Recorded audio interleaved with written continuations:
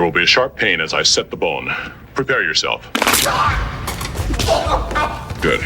Good, you bore that well. Next story. nytimes.com. Biden pardons son. Casts off outmoded shackles of propriety. Clement de Gregorio. 3 minutes. In an unexpected move that left pundits and legal analysts reeling, President Joe Biden announced today that he has issued a full presidential pardon for his son Hunter, who had been facing charges related to tax fraud and unlawful possession of a firearm. The pardon, Biden explained in a press conference, was less about exoneration and more about adapting to what he called the new American reality. Look, the president began, his aviators glinting under the press room lights. The American people have spoken, twice, once in 2016 and again in 2024. They've shown us that honesty and integrity are optional features for national leadership, not prerequisites. Referencing the recent re-election of Donald Trump, an inveterate liar and a convicted felon, Biden struck a tone somewhere between philosophical and sardonic. The majority is always sane,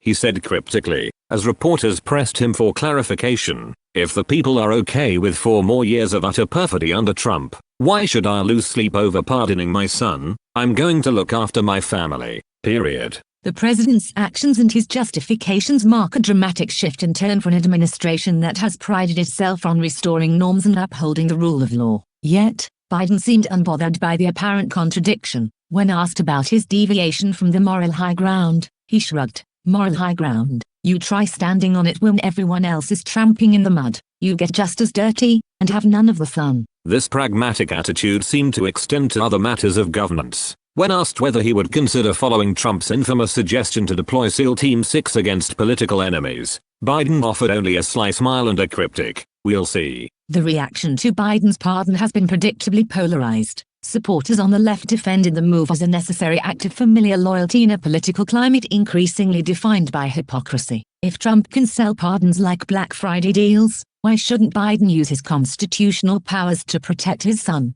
Asked one commentator on a progressive news network. Legal scholars say Biden's actions are not without precedent. Presidents have always wielded the pardon power liberally in their final terms, said Dr. Evelyn Cartwright, a constitutional law professor at Georgetown. What's unusual here is the blatant embrace of the double standard. Biden is essentially saying, if you can't beat them. It's a sad day for America, Cartwright concluded. It is as if a stalwart of American politics has suddenly lost his religion. As the nation braces for another 4 years of political chaos, many are left wondering what the future holds for the presidency, and for the country. When asked to sum up his thoughts on the matter, Biden turned reflective. America's always been a work in progress. Right now, we're in the Jackson Pollock phase. It's messy, but there's a kind of beauty in the chaos. Just don't ask me to clean it up alone. And with that, the president exited the room, leaving behind a press corps frantically rethinking everything they thought they knew about Joe Biden, and about America.